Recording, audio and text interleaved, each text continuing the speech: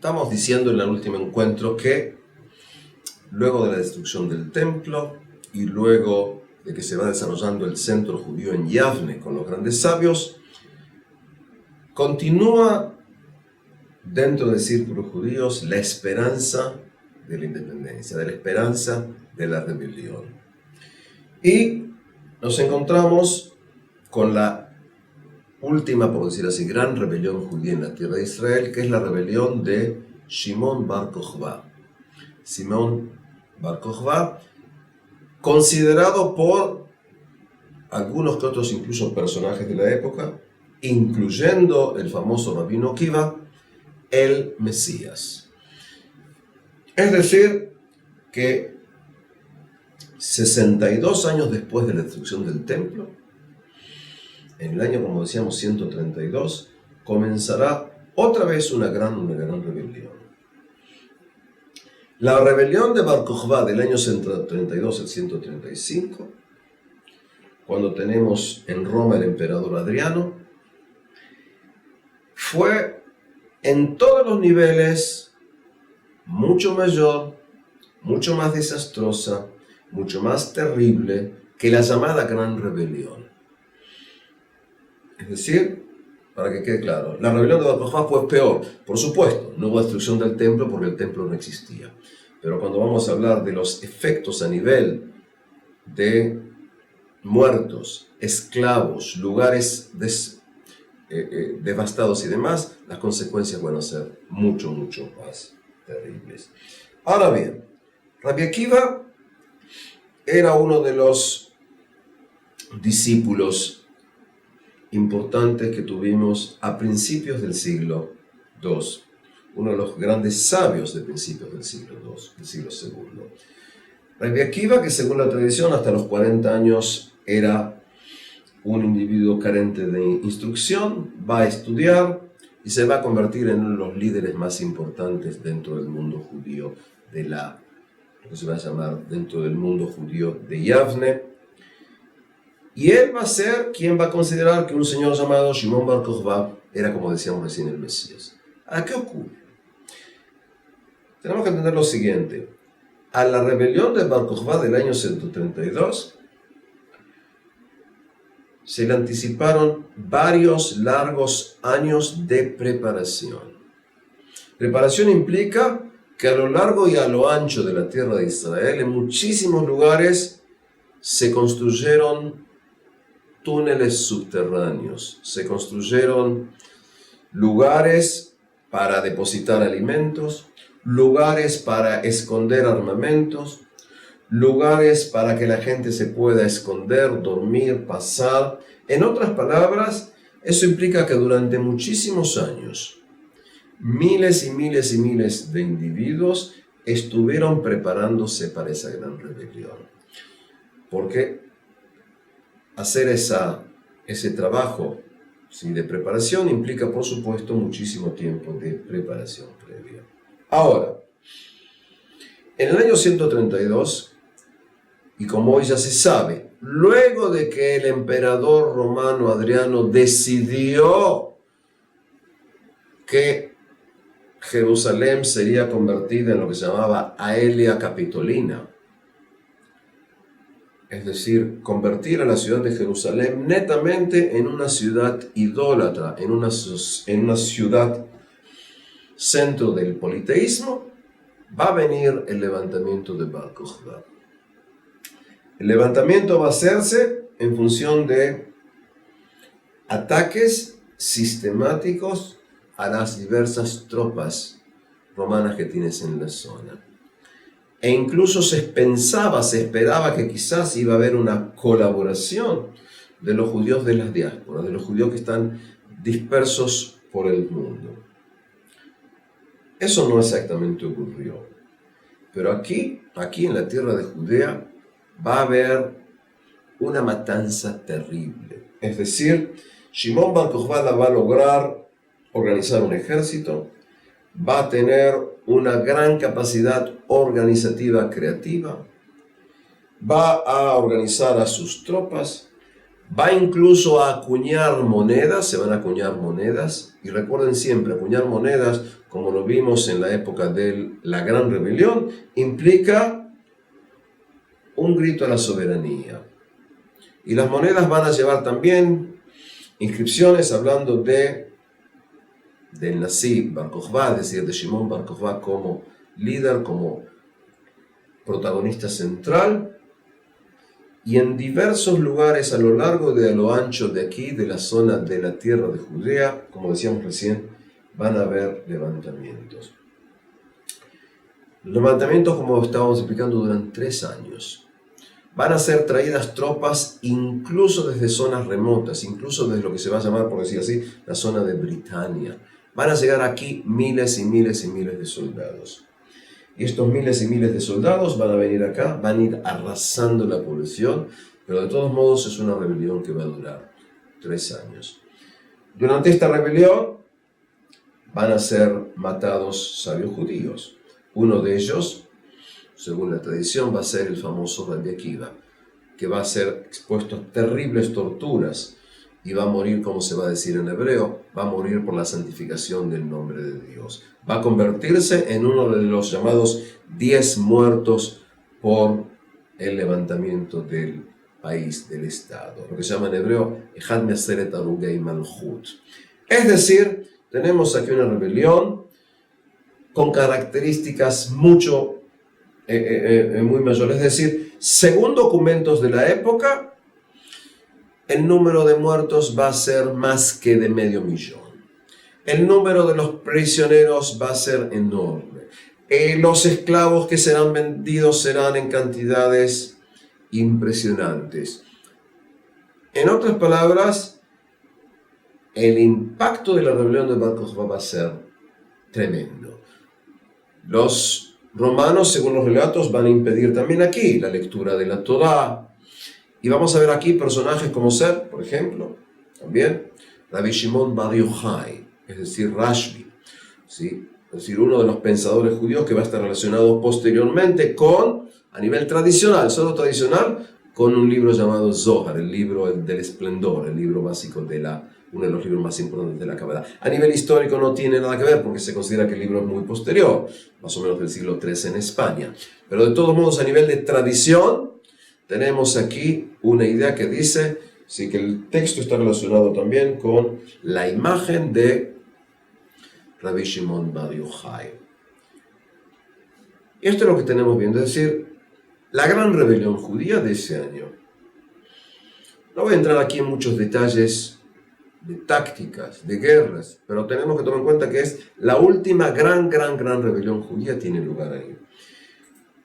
Y a partir de aquí, casi, digo casi porque no es cierto, casi no vamos a tener rebeliones. Vamos a tener alguna que otra vez rebeliones que pueden considerarse mucho más pequeñas. Pero a partir de aquí, el pueblo judío, que todavía sigue siendo mayoría en la tierra de Israel, intenta vivir bajo el régimen romano. Intenta vivir bajo un régimen que les permite una autonomía religiosa. Una autonomía religiosa sin el templo, como decíamos antes.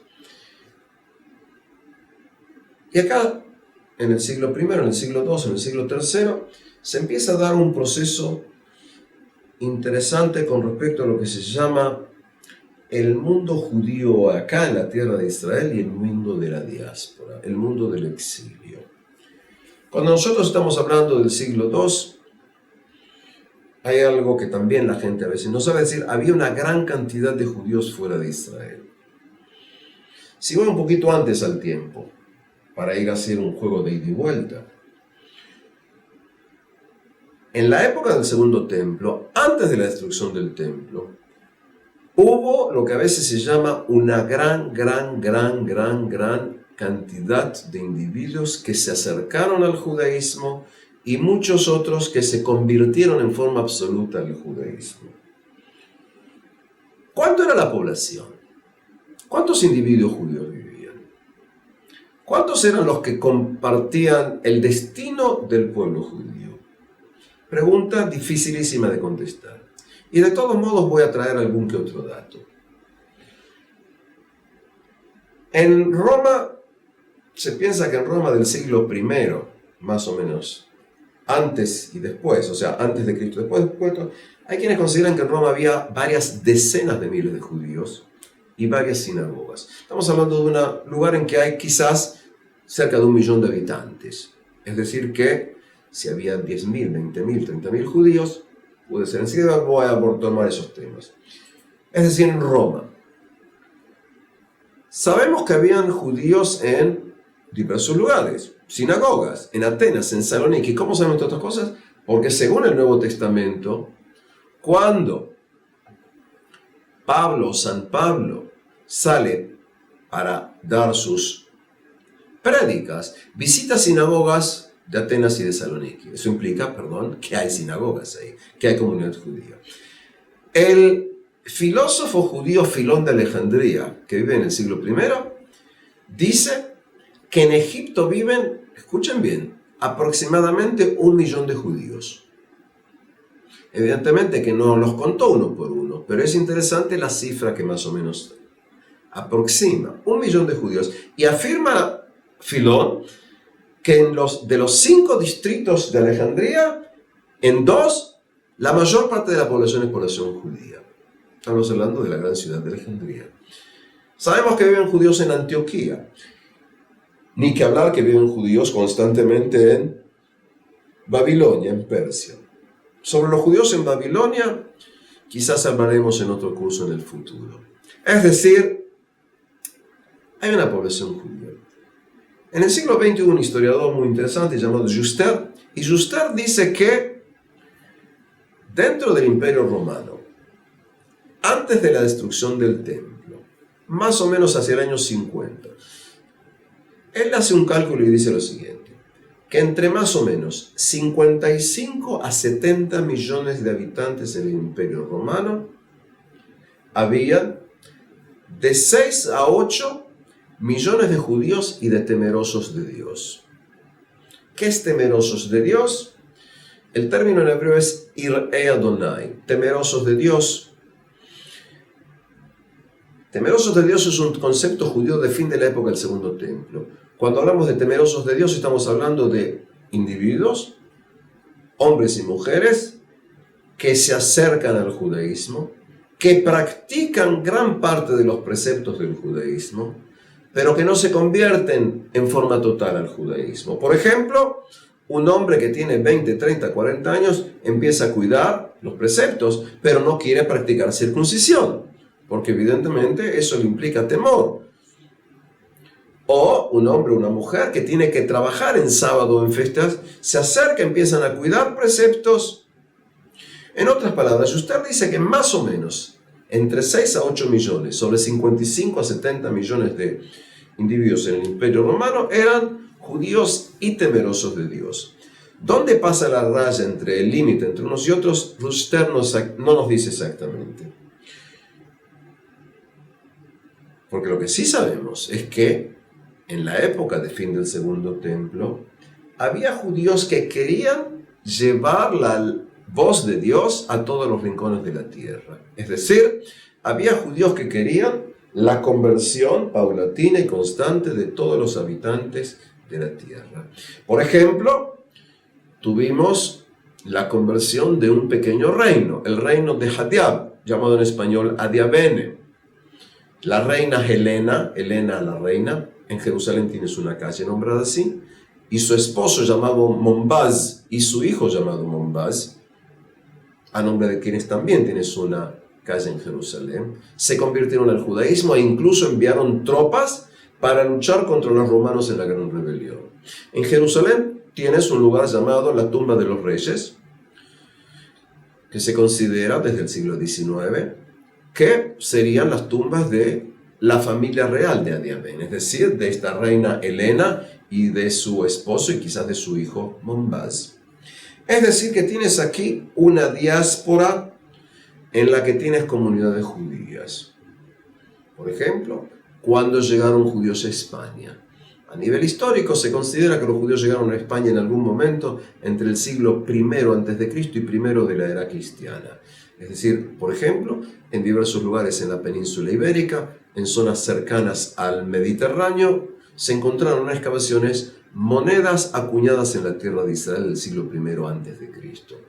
Y como dichas monedas no tenían ningún valor económico, pero se encontraron en diversos grupos, se consideran que los llevaron como si fueran recuerdos, souvenirs. Es decir, por ejemplo, algún judío que estuvo en la tierra de Israel y se lleva esas monedas. Entonces vamos a ver que hay judíos en algunas zonas de lo que es la península ibérica, en el sur de Francia, en Italia.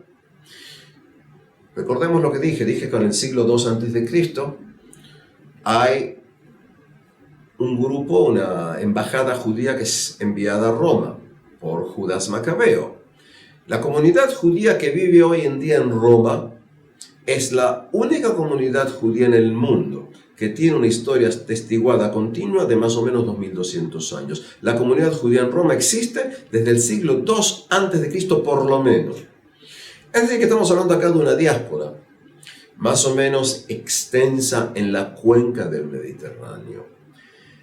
Esta diáspora es importante para entender que también, por ejemplo, en el año 115, el año 117, en la época del emperador Trajano anterior a Adriano, tuvo lugar una rebelión de los judíos de las diásporas. Una rebelión que tuvo lugar sobre todo en lo que hoy es Egipto y la zona de Cirenaica, la zona de la actual Libia. Y esto fue pocos años antes del levantamiento de Bar Kokhba.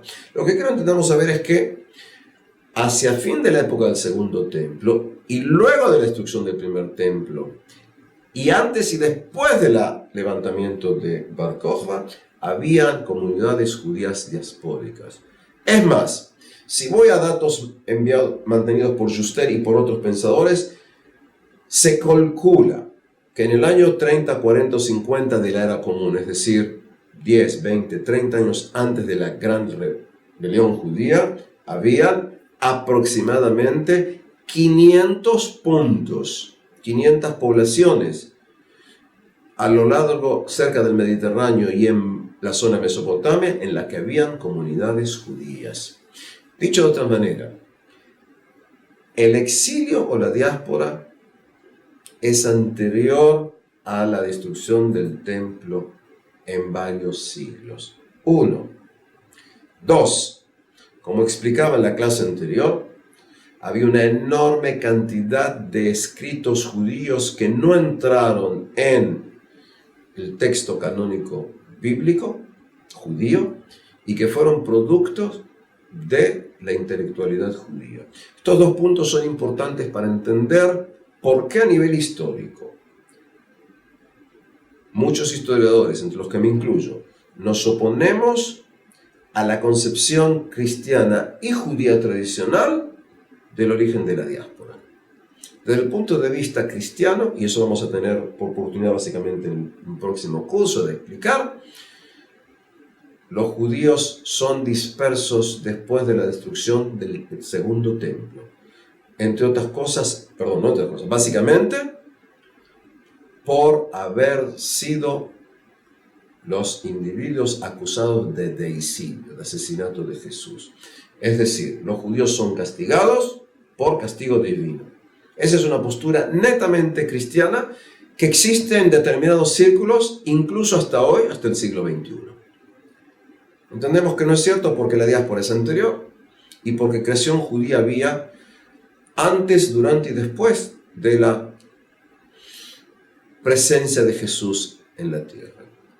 2. Con respecto a la postura judía. La postura judía tradicional dice que el primer templo fue destruido por la idolatría y el segundo templo por lo que se llama sinat hinam, es decir, por odio gratuito entre los propios judíos. Y por eso Dios castiga al pueblo judío y los lleva a la diáspora.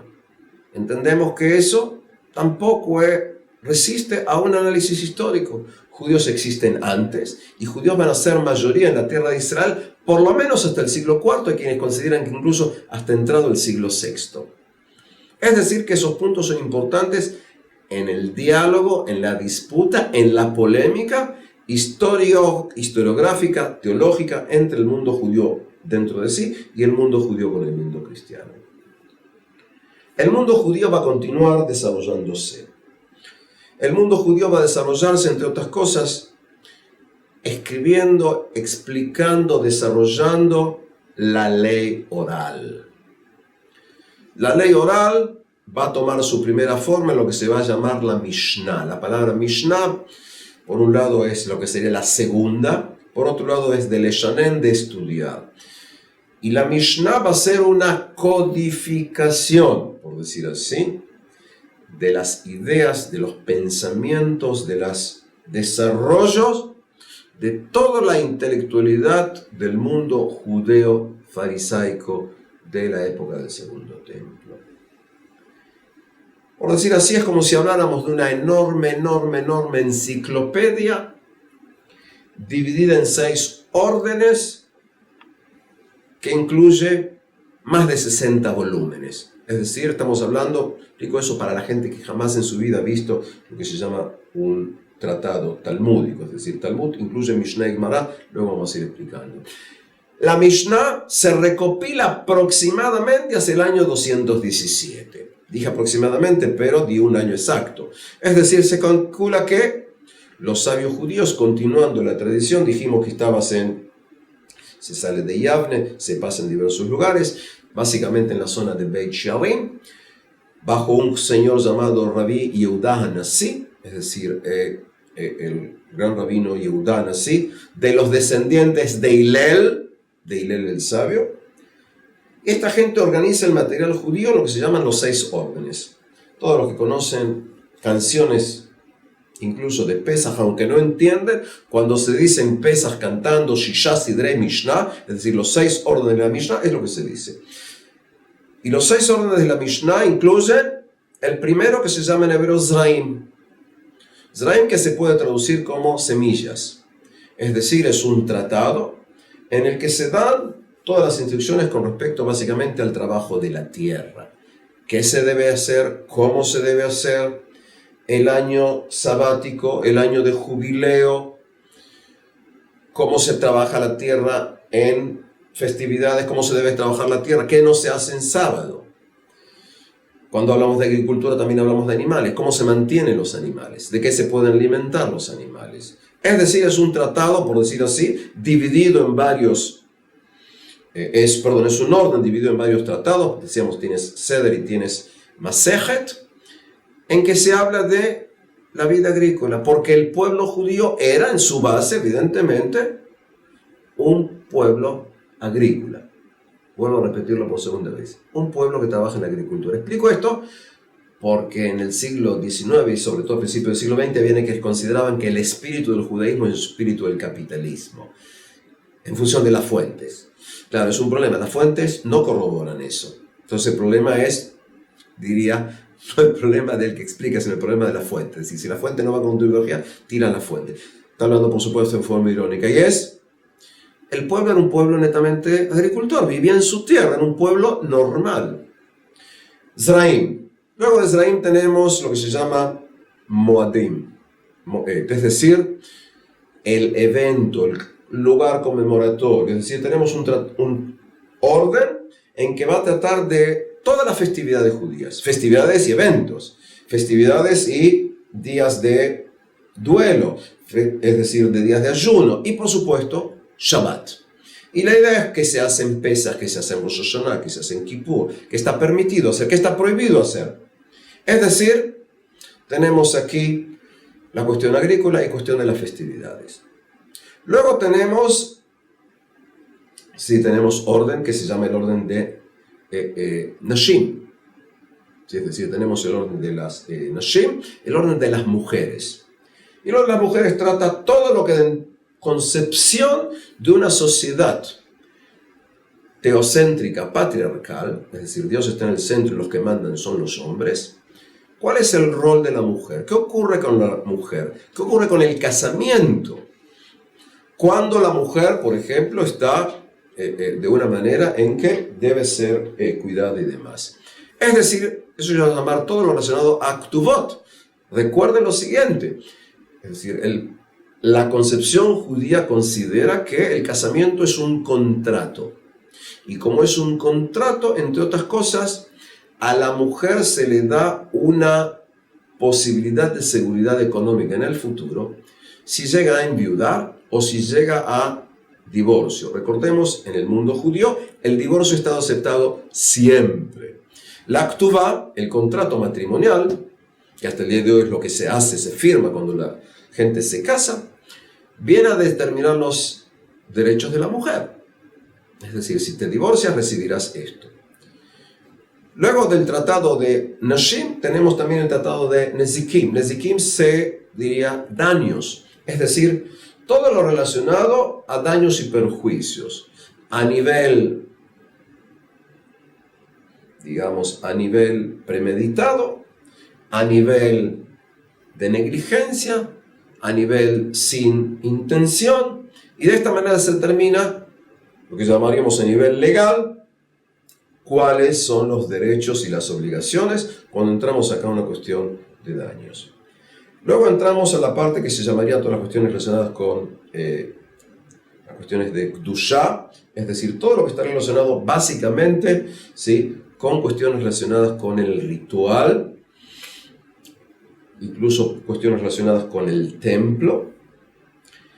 Y el último, Tehorot, es decir, la idea de todo lo que está relacionado con las purezas e impurezas, que está permitido, que está incluida. Estamos hablando de purezas e impurezas rituales. Es decir, este que es el mundo de la Mishnah, es un intento de recopilación de todas las discusiones, las ideas, las opiniones de los sabios de Israel. Y dije discusiones y no dije veredictos. Porque como explicaba en otra clase, uno de los principios de las fuentes judías es la diversidad de opiniones. Es decir, cuando tú lees, en la Mishnah muchas veces lees que tal sabio dijo tal cosa y tal sabio dijo otra cosa. Y muchas veces no se sabe cuál es el camino a seguir, cuál es la decisión. Y hay quienes van a ir por un lado y hay quienes van a ir por el otro lado. Es decir, que lo que tenemos aquí en el mundo de la Mishnah es la primera de gran definición de lo que se va a llamar en conceptos hebreos la halajá y la agadá. Es decir, halajá es el sendero por el cual el pueblo de Israel debe ir. De la palabra laleje, de la palabra caminar, de la palabra andar, de la palabra ir. Es decir, ¿qué es lo que debe y no debe hacer? ¿Cuál es el sendero por el que debe ir? ¿Cuál es el camino recto por el que debe ir? Todo lo que está incluido y no es halajá, por decirlo así, es agadá. Son refranes, son ideas, son relatos sobre tal o cual sabio del mundo judío.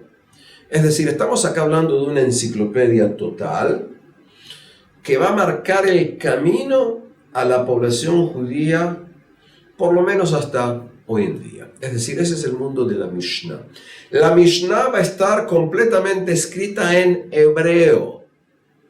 ¿Escucharon bien? La Mishnah se escribe en hebreo, porque el hebreo no solamente era el idioma de gran parte de la población judía, sino que era el idioma de los sabios judíos.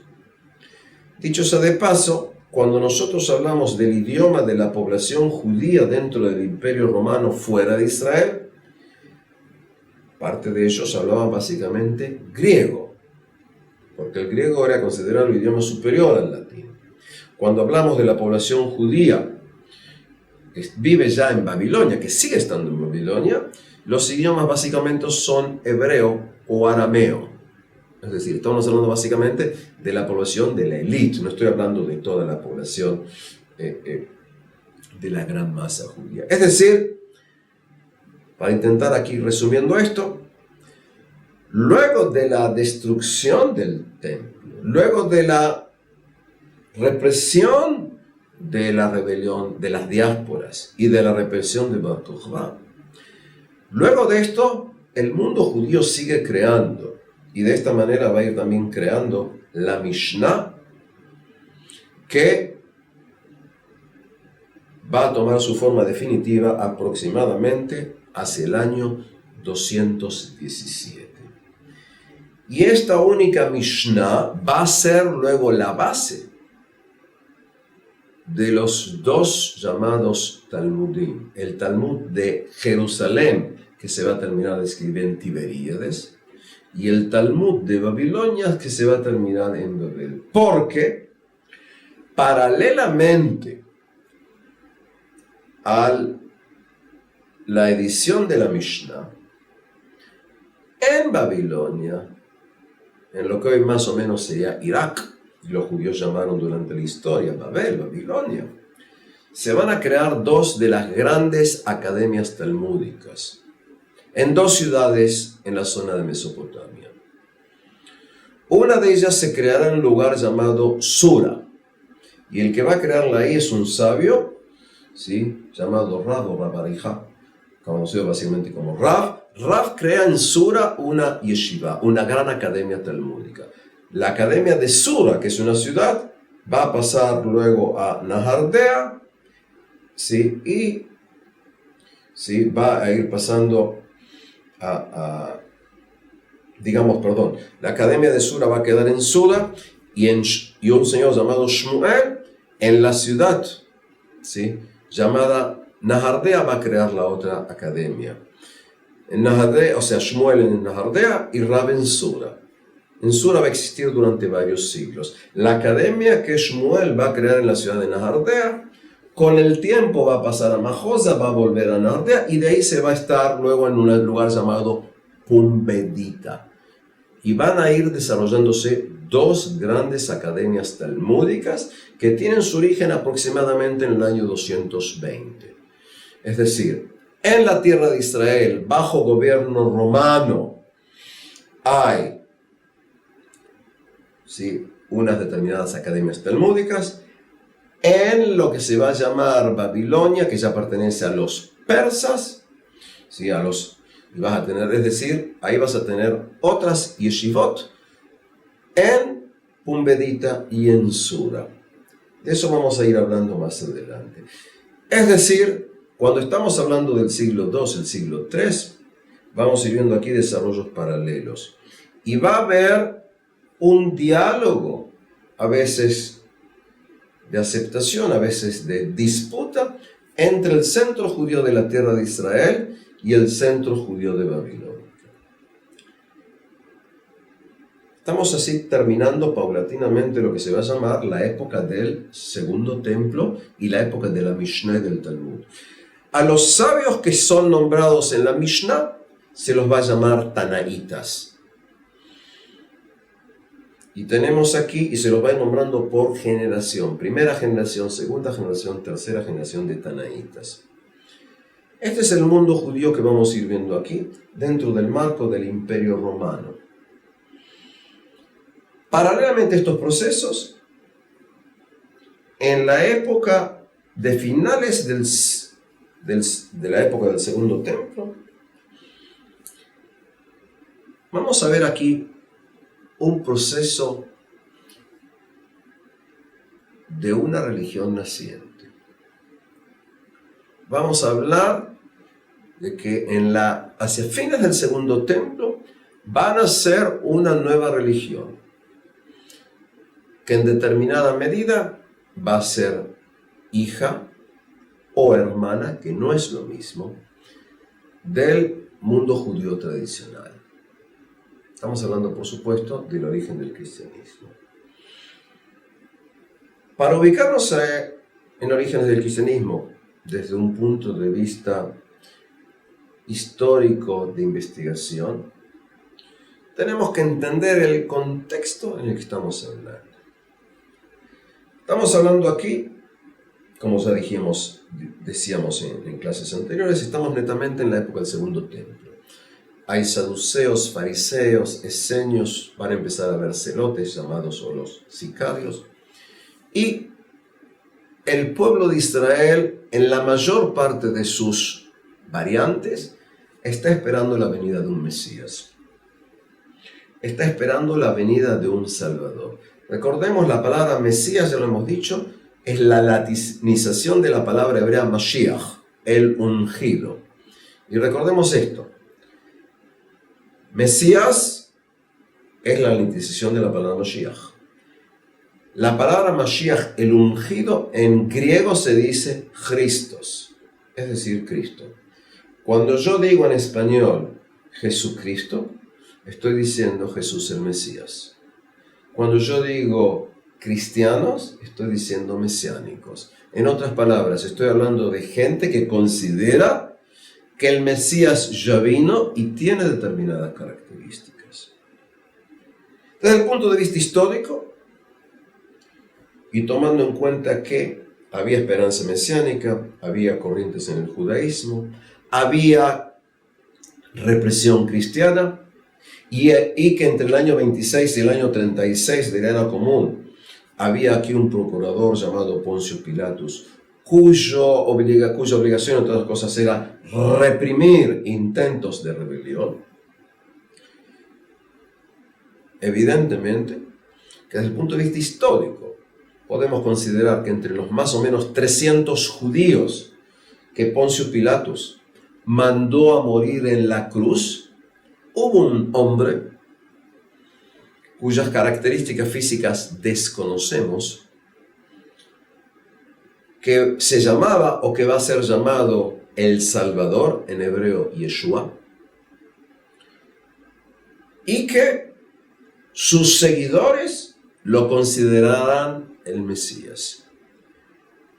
Intento ser cuidadoso en las definiciones y en los términos que utilizo por lo siguiente. Primeramente, pienso que en algún momento entre el año 26 y el año 36 es más o menos el momento en que el hombre Jesús vivió, o sea, que va a ser crucificado. ¿Cuándo nació Jesús? Si tomamos incluso las cronologías que existen en muchas Biblias cristianas, Jesús nació en algún momento entre el año 8 y el año 6 a.C. ¿Qué quiere decir? Quiere decir que ahora, teóricamente, en vez de estar en el año 2017, tendríamos que estar en el año 2023, 2024, 2025. ¿Cómo y cuándo se determinó cuándo nació Jesús? Hacia mediados del siglo VI, hacia el año 550 aproximadamente, en Roma, un grupo de sabios cristianos, entre ellos un sabio cristiano de origen griego que estaba en Roma, llamado Dionysius Exiguus, Dionysius el Pequeño, determinan retrospectivamente cuándo más o menos nació Jesús. Y ellos determinan el año 0. Pero ocurre que ya hace más de 200 años que se define que Herodes murió por el año 4 a.C. Y para que coincida esto con el nacimiento de Jesús, como Jesús teóricamente nació de 2 a 4 años antes de la muerte de Herodes, pues Jesús nació en algún momento entre el año 8 y el año 6 antes de Cristo, antes de la era común. Esto nos lleva a que entonces, cuando Poncio Pilatus actúe, Jesús tiene 30 y tantos años. ¿Cuántos tantos? Tenemos que referirnos más o menos al relato o a los relatos del Nuevo Testamento. Ahora bien, desde el punto de vista histórico, considero que si tomo los relatos del Nuevo Testamento, Jesús es un judío que nace como judío. Según el Evangelio de Lucas, al 8º día Jesús será circuncidado. Dicho sea de paso, hasta hace más o menos 50 años, en los calendarios de la Iglesia Católica Apostólica Romana, decía 1 de enero, circuncisión de nuestro Señor Jesucristo. Pero fue en la época del Papa Pablo VI en que esto se cambió, y hoy en día, cuando se fijan en 1 de enero, dirá otra cosa, que está relacionada con la Virgen María. ¿Por qué la Iglesia Católica Apostólica cambió esto? Son cuestiones internas que ahora no hacen el caso, pero simplemente tomarlo en cuenta. Según el relato, entonces, Jesús nace como judío, va a vivir como judío, va a predicar como judío. ¿Cuándo va a predicar? Luego del bautismo. Y el bautismo, según el relato del Evangelio, se lo va a hacer Juan Bautista. Un individuo que está bautizando a la gente, está purificando a la gente. Y por eso vamos a considerar muchísimos que la postura de Juan Bautista es similar a las posturas de purificación de los esenios. Lo poco que sabemos de Juan Bautista es que Juan Bautista habla de lo que va a ocurrir en el futuro. Habla de que quien va a venir, ¿sí?, los bautizará distinto de como él bautiza él. En un momento determinado vamos a tener el cuadro, según el Nuevo Testamento, en que Juan Bautista y Jesús se encuentran, y luego del bautismo de Jesús, tomando el texto del Nuevo Testamento, Jesús va a predicar. Jesús predica. Antes de eso va a luchar 40 días y 40 noches, ¿sí?, con Satanás. Nuevamente estoy hablando del relato del Evangelio, los primeros capítulos del Evangelio según Mateo. Y va a empezar a predicar. La prédica hermosa de Jesús, lo que se llama el Sermón de la Montaña, según el Evangelio de Mateo capítulo 5, que es uno de los capítulos más bonitos del Nuevo Testamento.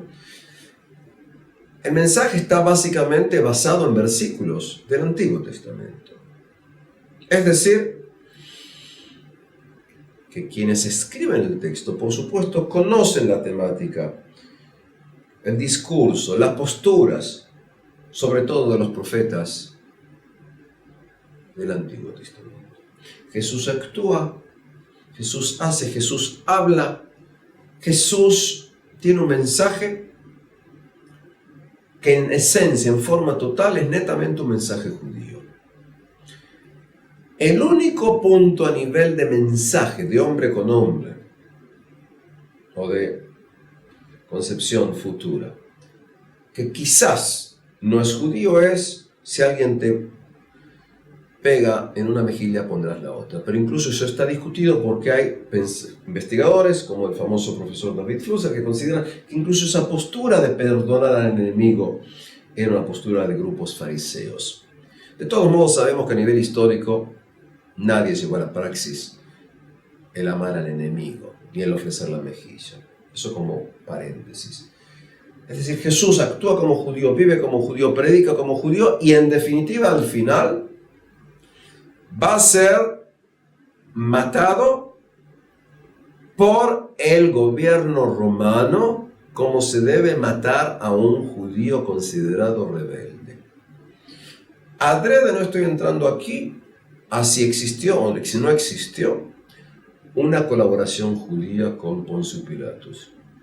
Incluso aquí, lo vamos a dejar para otra, no hago referencia al famoso versículo que vamos a tener en Mateo 27-25, en que dice: los judíos van a decir, sea su sangre sobre nosotros y nuestros hijos. Es decir, aceptamos la muerte de Jesús.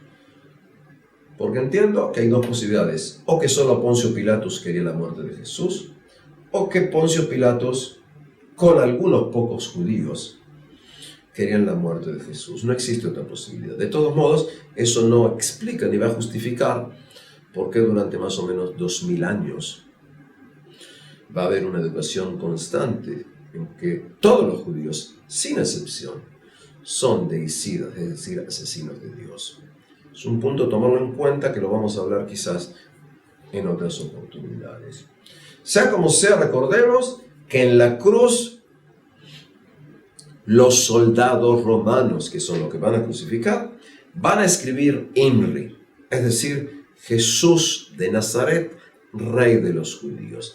Y si el gobierno romano considera que Jesús de Nazaret es rey de los judíos, evidentemente que el procurador romano debe ajusticiar al rey de los judíos, porque el rey judío va a atentar contra el orden de Roma. Es decir, estoy intentando en este momento, no tanto a nivel teológico, sino entender el contexto histórico. Sea como sea, allá por el año 26 al año 36, un judío fue matado por el gobierno romano, tanto si hubo o no hubo una colaboración de un pequeño círculo de judíos. A partir de aquí, va a desarrollarse una nueva concepción. Unos pocos judíos van a creer que el individuo que murió en la cruz y que según una interpretación determinada, que es una cuestión de fe, resucitó el tercer día, es el Mesías prometido según la interpretación básicamente de los fariseos de la época del Segundo Templo. Pero ocurre aquí un problema. Y el problema que vamos a tener es el siguiente. El problema es por qué esta nueva creencia se va a ir separando de su hermana o de su madre, el judaísmo. Si tomo en cuenta la postura de un gran investigador llamado Gershom Shalom o Gershom Scholem, gran investigador judío sobre todo de la mística judía, en uno de sus trabajos él explicaba lo siguiente, y es que una de las diferencias entre la creencia de la redención judía y la creencia de la redención cristiana. Vamos a decir así, la creencia judía en la redención tiene básicamente, para hacerlo breve ahora, tres características. La redención debe ser concreta, colectiva, histórica. Concreta, colectiva e histórica. Es decir, cuando venga el Mesías, cuando haya redención, concreta implica redención de los muertos. Concreto implica un cambio total en el orden político. Concreto implica que la redención será vista, será tocada, será palpada. El mundo cambiará. Colectivo implica que será para todos. Colectivo, universal. Es decir, todos los hombres de la tierra verán esos cambios concretos que se están dando en un momento determinado. Histórico implica que cambiará el correr de los tiempos. Es decir, había un gobierno romano, deja de haber un gobierno romano. Había una represión, deja de haber una represión. En otras palabras, según Gershom Shalom, la idea de la redención tradicional judía era que cuando venga el Mesías y haya redención, hará cambios a nivel concretos, universales e históricos. Según Gershom Shalom, con la venida de la creencia en Jesús como el Mesías, como el Cristo, los creyentes en Jesús creen en una redención espiritual, individual, ahistórica. Es decir, no es algo concreto que verás con tus ojos, sino que es algo interno que va a través de tu espíritu, de tu alma. No es algo colectivo, sino es individual, del individuo que acepta el sacrificio de Jesús, hombre Dios, por la humanidad. Y es ahistórica porque también dentro de 200, 300, 500 años, el individuo que acepte el mensaje del Mesías, del Cristo, tendrá redención. Es decir, tenemos acá dos cuestiones. Concreto, espiritual. Colectivo, individual. Histórico, ahistórico. Y por eso la mayoría absoluta de los judíos no podían aceptar que este hombre que murió en la cruz sea el Mesías. A partir de aquí se va dando, lógicamente, un conflicto. Y el conflicto este que tiene lugar en la época del Segundo Templo es un conflicto al principio entre pocos judíos que creen en Jesús.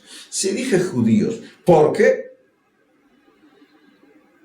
el discípulo directo, preferido de Jesús, el llamado Pedro, se llamaba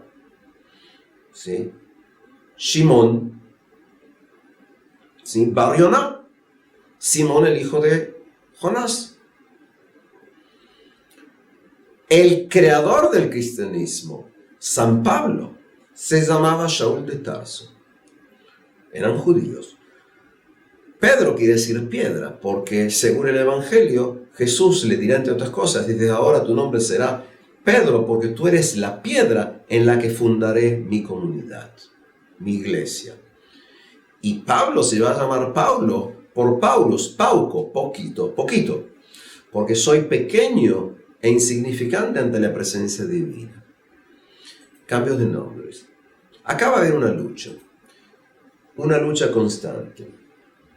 Para los judíos que viven en la época del Segundo Templo, básicamente para los judíos que están en Yavne, estos judíos que creen en que el Mesías vino son herejes.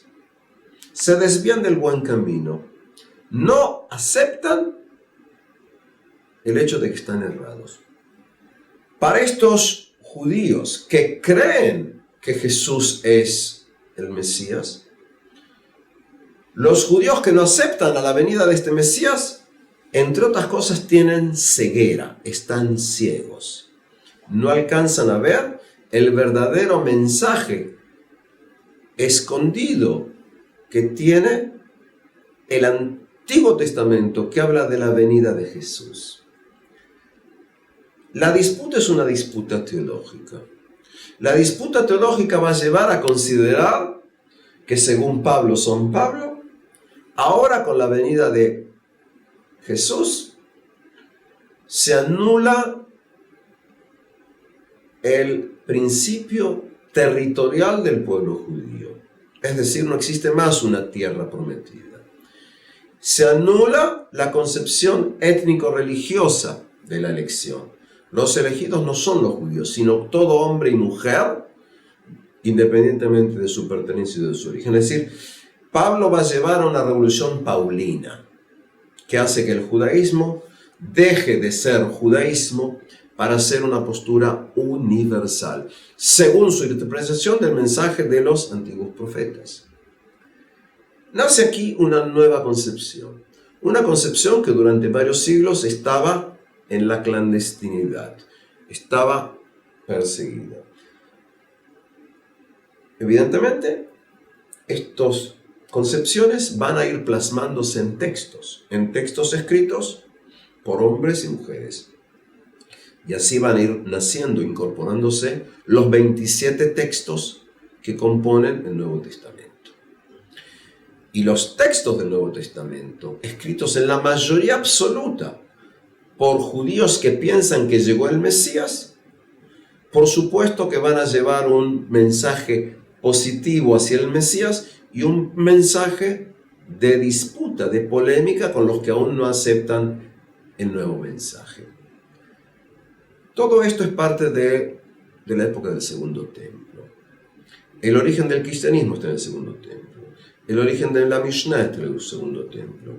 Diríamos que acá se va desarrollando la concepción que va luego a llevar a una idea en que el mundo judío y el mundo cristiano van a ir coexistiendo. Ahora bien, a partir de la acusación de deicidio, por un lado, a partir del proceso en que va a llevar a que los judíos han perdido su templo, los judíos van a ir desarrollando su concepción que les permitirá vivir en el exilio, en la diáspora. Y a partir del momento en que en el siglo IV, paulatinamente, el cristianismo va a ir desarrollándose, va a ser una religión aceptada al principio por Constantino, aceptada legalmente. A partir del momento en que el cristianismo va a definir su credo y el calendario cristiano, a partir del momento en que el cristianismo sea religión oficial, como lo va a declarar Teodosio, a partir de esos procesos, la tierra de Israel pasará un proceso de cristianización. Es decir, en la tierra de Israel se empezarán a construir iglesias. La iglesia de la Natividad, la iglesia de Santo Sepulcro. A partir de aquí, esta religión, cristianismo, que nace como hija o como hermana del judaísmo, va a empezar a desarrollar cada vez una postura más y más y más intolerante con respecto a lo que no es cristianismo. El emperador Teodosio, a partir del año 381, va a considerar que el cristianismo es la religión oficial del Imperio Romano. 380-381, por el Edicto de Saloniki.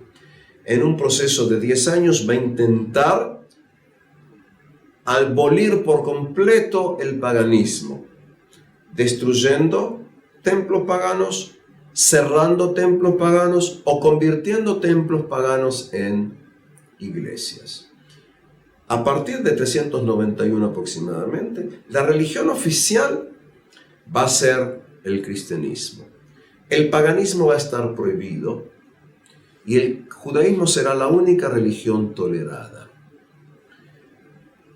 El cristianismo va a abrir de esta manera, a partir del siglo IV, un periodo que muchas veces para historiadores se considera el comienzo de la Edad Media. Tomemos en cuenta esto, y es: el cristianismo va a ser mucho más intolerante que el mundo pagano, porque ahora existe una sola verdad, la mía. Cuidado, el judaísmo también dice que existe una sola verdad, la mía. Pero la diferencia estará en que el mundo cristiano, cuando el Imperio Romano pasa a ser cristiano, va a ser intolerante porque se considera sustituta del mundo pagano a nivel político y sustituta y reemplazando al antiguo judaísmo, porque el cristianismo se considera Israel en espíritu, el verdadero Israel. En las relaciones entre el mundo cristiano y la minoría judía veremos conflictos constantes. La población judía en muchos lugares va a estar amparada por el mundo cristiano, pero mayormente en la Edad Media, bajo la sombra del cristianismo que ya existe y del Islam que nacerá después, los judaísmos se convertirán en una sociedad minoritaria que, creando la Kehilá, la comunidad judía, intentará sobrevivir. La destrucción del templo, el nacimiento del cristianismo y luego el nacimiento del Islam llevará a un evento muy interesante, a veces difícil de descifrar, y es el nacimiento de lo que podríamos definir como el ente inconforme por excelencia, el judío, que siempre va a ser un pequeño grupo de referencia que se va a negar a desaparecer. Gracias por vuestra atención. Que les vaya bien.